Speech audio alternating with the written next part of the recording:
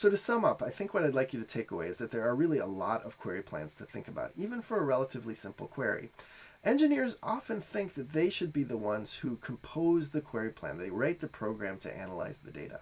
So the MapReduce API, which we'll talk about in our big data lecture soon, was based on this assumption that programmers should be the ones to write these programs.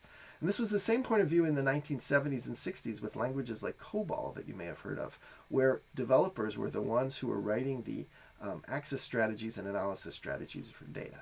But it's just not really clear, and I hope that you see that through these slides, that with these examples.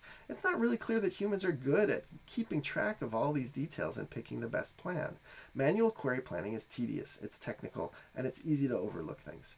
Machines are often better at enumerating these kind of options than people. It's a classic case where AI beats humans. There's just too much stuff to keep track of for people, but it can be absolutely enumerated by an algorithm.